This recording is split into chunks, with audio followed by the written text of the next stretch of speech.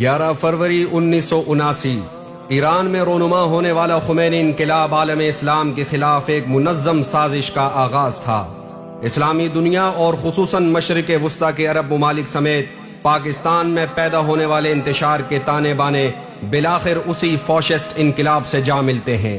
اس فتنہ پرور انقلاب کے حقیقی عزائم کو چھپانے کے لیے ایک سوچی سمجھی منصوبہ بندی کے تحت اسے اسلامی انقلاب کا لبادہ پہنایا گیا، لیکن ہر گزرتے دن کے ساتھ اس شیطانی انقلاب کے تباہ کن نتائج اپنے مکروہ مقاصد کا پردہ چاک کرتے گئے۔ چنانچہ خمینی انقلاب کے محض 9 ماہ بعد 20 نومبر 1979 کو 500 مسلح دہشت گردوں نے مسجد الحرام میں داخل ہو کر 1 لاکھ نمازیوں کو یرغمال بنا لیا۔ بیت اللہ کو اس شیطانی شکنجے سے آزاد کرانے میں حرم مقدس کی سرزمین سینکڑوں مسلمانوں کے لہو سے رنگین ہوئی۔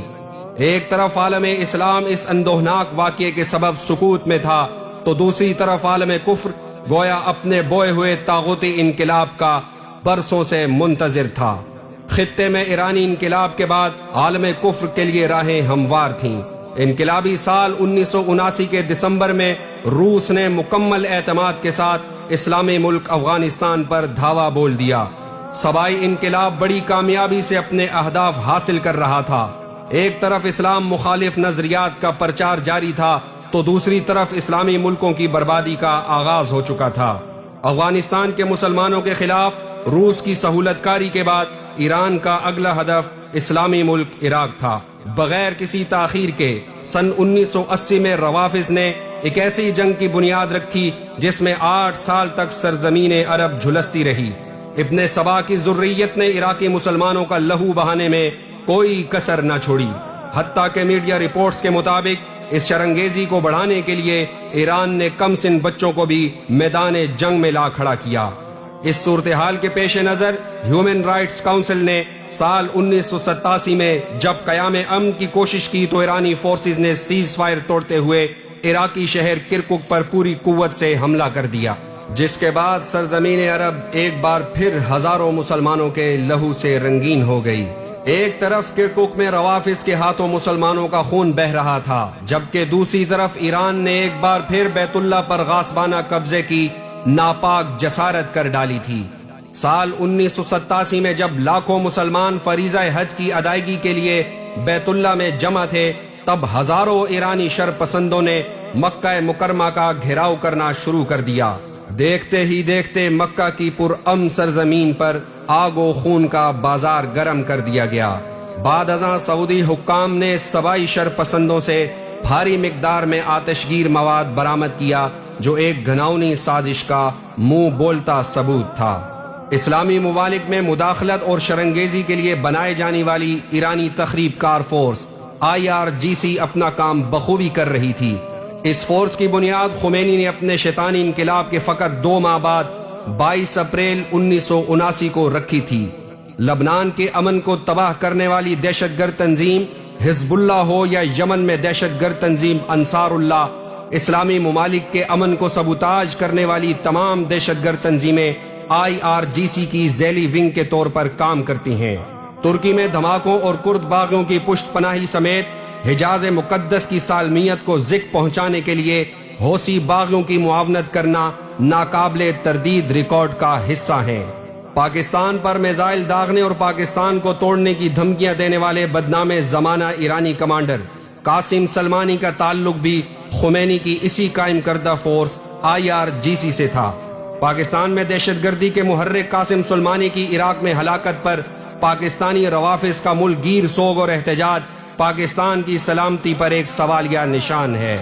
یاد رہے کہ IRGC کی 5 بنیادی برانچوں میں شامل قدس فورس کے 2 اہم ونگ زینبیون اور فاطمیون برگیڈ پاکستان میں تخریب کاری اور علماء کی ٹارگٹ کلنگ میں براہ راست ملوث ہیں۔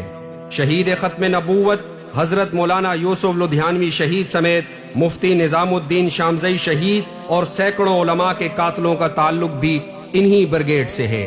ایرانی ایما پر دہشت گردی کرنے والی یہ برگیڈز پاکستان میں نہ صرف مساجد، مدارس، طلباء اور علماء پر حملوں میں ملوث ہیں، بلکہ پاکستان سے ایران جانے والے زائرین کو جنگی تربیت دینے کے بعد شام اور عراق کے محاذوں پر تعینات کرنے میں مصروف عمل ہیں۔ زیر نظر تصویر میں زینبیون کا جھنڈا اٹھائے مظاہرین ایران میں ایک پاکستانی رافضی کے جنازے میں شریک ہیں جو ایرانی IRGC کی طرف سے لڑتے ہوئے شام میں ہلاک ہوا تھا۔ ایران کی طرف سے شام میں ہلاک ہونے والے پاکستانی روافض کے لیے ایرانی شہر قم میں ایک مخصوص قبرستان بھی وقف ہے، جبکہ بشار الاسد کے دفاع میں مارے جانے والے پاکستانی رافضیوں کے نام میڈیا پر زیر گردش ہے۔ ماضی قریب میں ایرانی فورس پاسداران انقلاب کے جنرل محمد جعفری نے بھارتی لب و لہجے میں پاکستان کو للکارنے کے بعد پاکستانی سرحدوں کے قریب 10 TF بیس پر جنگی طیارے تعینات کر کے پاکستان سے دشمنی کا واضح ثبوت دیا ہے۔ اس کے بعد ایرانی حدود سے پاکستانی فورسز پر باقاعدہ حملوں میں پاکستانی جوان جام شہادت نوش کر چکے ہیں۔ ایران کی جانب سے پاکستانی سرحدوں کے قریب بھارت کے بحری جنگی جہاز ڈسٹرائر F-37 اور ڈسٹرائر F-39 کو اپنی بندرگاہوں پر لنگر انداز کرانا اور خلیجی پانیوں میں ایران بھارت مشترکہ جنگی مشقوں کا انعقاد کرانا پاکستان دشمن پالیسیوں کا واضح ثبوت ہے۔ یاد رہے کہ ایران کی یہ بندرگاہیں بھارتی جاسوس کلبھوشن یادو کے لیے پاکستان میں تخریب کاری کے لیے ہمیشہ دستیاب رہی ہیں۔ پاکستان میں عدم استحکام کے لیے سازشوں کے تسلسل کا آغاز سال 1979 میں ہوا، جب ایرانی ایما پر پاکستان میں تحریک نفاذ فقہ جعفریہ کی بنیاد رکھی گئی، اور محض 1 سال بعد اس فتنہ پرور تحریک نے زکوٰۃ جیسے اہم رکن اسلام کو متنازع بناتے ہوئے پاکستان کے کیپٹل سٹی اسلام آباد کا گھیراؤ کر لیا۔ ایرانی طرز کا یہ پہلا گھیراؤ تھا جس سے اسٹیٹ کیپٹل سٹی مکمل مفلوج ہو کر رہ گیا تھا۔ اس پہلے ٹیسٹ کیس کی کامیابی کے بعد منظم سازش کے تحت ایرانی درآمد شدہ گستاخانہ لٹریچر کو ملک بھر میں پھیلا دیا گیا۔ 10 محرم سے شروع ہونے والے ماتمی جلوسوں کا دائرہ 9، 8، 7 محرم کے جلوسوں کے بعد 40 تک بڑھا دیا گیا، جو مشرق وسطیٰ کے طرز کے مشی جلوسوں تک جا پہنچا ہے۔ ان تخریب کار جلوسوں میں امہات المومنین اور صحابہ اکرام کی سرعام گستاخیاں کی جانے لگیں، بنات رسول کا سرعام انکار کیا جانے لگا۔ پاکستان میں جاری یہ کفریات اس تاریک دور کا تسلسل ہے جب احمد پور سیال کے علاقے حسو بریل میں سیدنا عمر فاروق رضی اللہ تعالیٰ عنہ کا پتلا بنا کر نظر آتش کر دیا گیا۔ شورکوٹ کے علاقے ککینو میں ام المومنین سیدہ عائشہ صدیقہ رضی اللہ تعالیٰ عنہا کا نام لکھ کر کتیا کے گلے میں لٹکایا گیا۔ ماتمی جلوسوں میں سرعام صحابہ کو گالیاں دی جانے لگیں، مساجد، مدارس اور مسلمانوں کے املاک کو جلایا جانے لگا۔ اس بربریت کے خلاف رفض کے عالمی طوفان سے ٹکرانے کے لیے جھنگ کا ایک مولوی تنے تنہا میدان میں ڈٹ گیا، جسے آج بھی زمانہ حق نواز کے نام سے جانتا ہے۔ پاکستان کو شام و عراق بنانے والے عزائم کے سامنے بننے والی اس آہنی دیوار کا نام سپاہ صحابہ تھا، جس نے طاغوت کے چہرے سے دجل کا نقاب نوچ ڈالا اور کلمہ، اذان، نماز، قرآن کو متنازع بنانے والی مخفی یہودیت کو امت کی صفوں سے باہر نکال دیا۔ امیر عظیمت کی فراست نے شیطنت اور دجل کی عالمی سازش کو بے نقاب کر دیا۔ اتحاد امت کا درد لیے وہ ہر ایک کی چوکھٹ پر گئے، امت کی بیداری کے لیے ہر ظلم سہا، صعوبتیں برداشت کی، لیکن دفاع صحابہ اور دفاع پاکستان کا یہ علمبردار کفر کی آنکھوں میں آنکھیں ڈال کر للکارتا رہا۔ ناموس صحابہ کا یہ پہرے دار زندگی اور موت کے فاصلے مٹا چکا تھا۔ بالآخر اس عظیم مرد حریت نے 22 فروری کو اپنے لہو سے عظمت صحابہ کا وہ دیپ جلایا جس پر گزشتہ 35 برسوں سے پروانے اپنی جان لٹاتے چلے آ رہے ہیں۔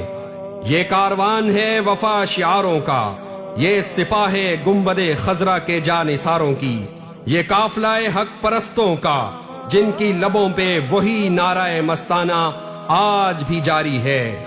فنا فی اللہ کی تہ میں بقا کا راز مضمر ہے، جسے مرنا نہیں آتا اسے جینا نہیں آتا۔